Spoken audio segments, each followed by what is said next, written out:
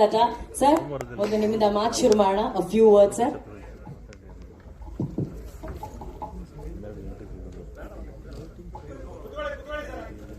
ಎಲ್ಲ ಲೈಟ್ ಎಲ್ಲ ಸೆಟ್ ಆಗಿದೆ. ಇಲ್ಲಿ ಬಂದಿರೋ ಎಲ್ಲ ಪತ್ರಕರ್ತರಿಗೆ, ಮಾಧ್ಯಮ ಮಿತ್ರರಿಗೆ, ಈ ಕಾರ್ಯಕ್ರಮನ ವೀಕ್ಷಿಸ್ತಿರೋ ಎಲ್ಲ ಹಿರಿಯರಿಗೆ, ಎಲ್ಲ ತಾಯಂದಿರಿಗೆ, ಎಸ್ಪೆಷಲಿ ಎಲ್ಲ ನನ್ನ VIPsಗೆ ಎಲ್ರಿಗೂ ನಮಸ್ಕಾರ. ಇವತ್ತು ನಿಮ್ಗೆ ಗೊತ್ತಿದೆ, ಇಲ್ಲಿ ಸೇರಿರೋ ಉದ್ದೇಶ ಒಂದು ಸಾಂಗ್ ಲಾಂಚ್, ಸರ್ಸೆ ಸಾಂಗು. ಖುಷಿ ವಿಚಾರ ಏನು ಅಂದರೆ, ಇದು ನಮ್ಮ 4ನೇ ಸಾಂಗ್.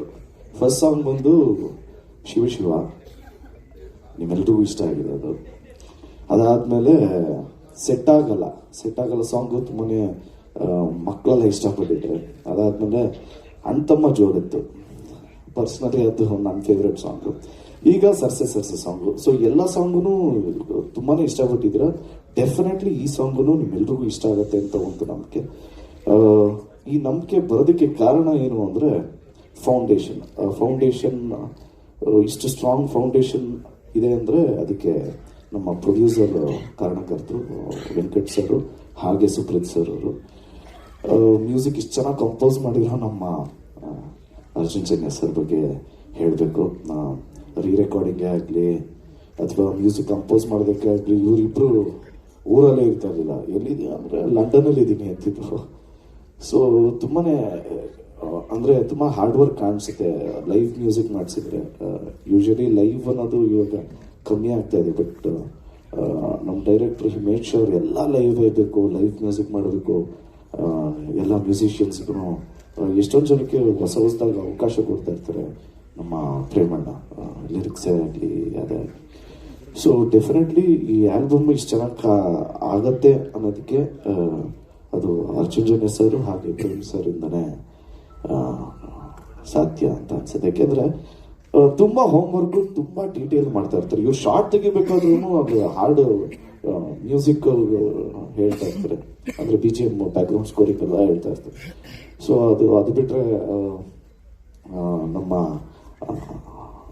ಆನಂದ್ ಆಡಿಯೋಸ್ ಬಗ್ಗೆ ಮಾತಾಡಬೇಕು. ಯಾಕೆಂದ್ರೆ ಶ್ಯಾಮ್ ಸರ್ ಆಗಲಿ, ಆನಂದ್ ಸರ್ ಆಗಲಿ, ನನ್ನ ಫಸ್ಟ್ ಮೂವಿ ಅದ್ದೂರಿಯಿಂದನೂ ಅವರೇ ತೊಗೊಂಡಿರೋದು. ಸೊ ಇವಾಗ KD ಹತ್ರಿಗ ತೊಗೊತಾ ಇದ್ದಾರೆ. ಸೊ ಅದೊಂದು ಖುಷಿ ವಿಚಾರ. ನಾನು ರಕ್ಷಿತಾ ಮ್ಯಾಮ್ ಬಗ್ಗೆ ಮಾತಾಡಲೇಬೇಕು. ಅಂದರೆ ಅವ್ರ ಕೆಲಸ ಗೊತ್ತಾಗಲ್ಲ, ಬಟ್ ಬ್ಯಾಕ್ ಎಂಡಲ್ಲಿ ತುಂಬಾ ಒಂದು ಮೋಟಿವೇಟಿಂಗು, ಅಥವಾ ಏನಾದರೂ ಪ್ರಾಬ್ಲಮ್ ಆಯಿತು ಅಂದರೆ ಇಮಿಡಿಯೇಟಾಗಿ shall be there. So thank you so much for that, it means ಅಲ್ಲ. ನಮ್ಮ ಹೀರೋಯಿನ್ ಮ್ಯಾಮ್ ಬಗ್ಗೆ ಹೇಳಬೇಕು, ರಿಶ್ಮಾ ಮ್ಯಾಮ್. ಮೇಡಮ್ ಅವರು ಎಕ್ಸ್ಟ್ರಾಡಿನರಿ ಡಾನ್ಸರು. ಡೆಫಿನೆಟ್ಲಿ ಈ ಸಿನಿಮಾಲಿ ಡೈಲಾಗ್ ಡೆಲಿವರಿ ಆಗಿರಲಿ, ಇನ್ಕ್ಲೂಡಿಂಗ್ ಡಬ್ಬಿಂಗ್ ಆಗಿರಲಿ, ತುಂಬಾ ಹಾರ್ಡ್ ವರ್ಕ್ ಕಾಣಿಸುತ್ತೆ. ಎಫರ್ಟ್ ಅಂತೂ ಡೆಫಿನೆಟ್ಲಿ ಇದೆ. I wish you all the very best. It was great working ಇತ್ತು. ಅದಾದಮೇಲೆ ನಮ್ಮ ಕ್ಯಾಪ್ಟನ್ ಬಗ್ಗೆ ಮಾತಾಡಬೇಕು, ಪ್ರೇಮ್ ಸರ್.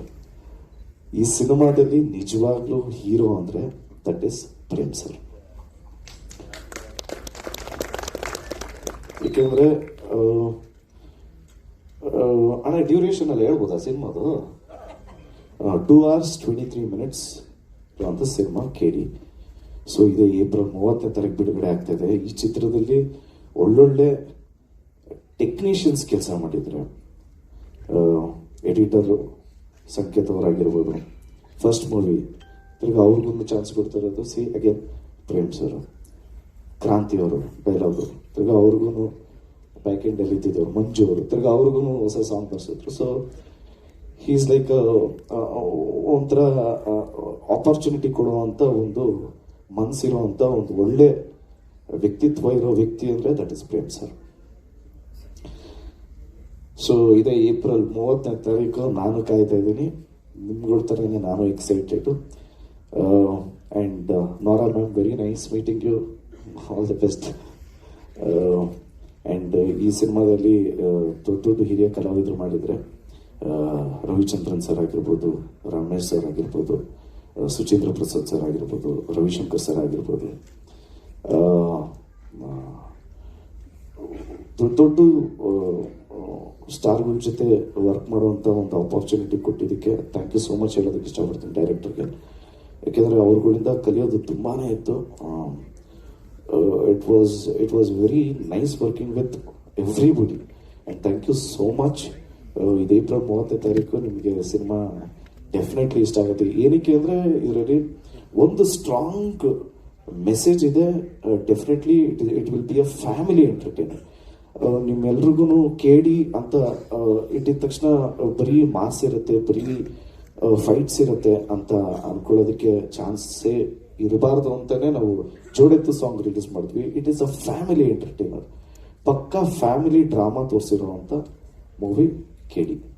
ಸೊ ಎಲ್ಲರೂ ಕುಟುಂಬದ ಸಮೇತ ನೋಡುವಂಥ ಚಿತ್ರ ಕೇಳಿ. ದಯವಿಟ್ಟು ಎಲ್ಲರೂ ಚಿತ್ರಮಂದಿರಕ್ಕೆ ಬಂದು ಚಿತ್ರನ ನೋಡಿ ಆಶೀರ್ವಾದ ಮಾಡಿ. ನಮ್ಮ ವಿಲಿಯಮ್ಸ್ ಅವರು ಇದ್ದಾರೆ, ಅವರು ಕ್ಯಾಮ್ರಾ ಹ್ಯಾಂಡಲ್ ಮಾಡಿದ್ರು. ತುಂಬಾ ಇಡೀ ಎಂಟೈರ್ ಟೀಮ್ಗೆ ಆಲ್ ದ ವೆರಿ ಬೆಸ್ಟ್ ಹೇಳ್ತಾ ನಾನು ಮಾತು ಮುಗಿಸ್ತಾ ಇದ್ದೀನಿ. ಜಯ Anjaneya. Shiva hi. Thank you Dhruva sir. And of course ಈ ಚಿತ್ರದ ಮತ್ತೊಂದು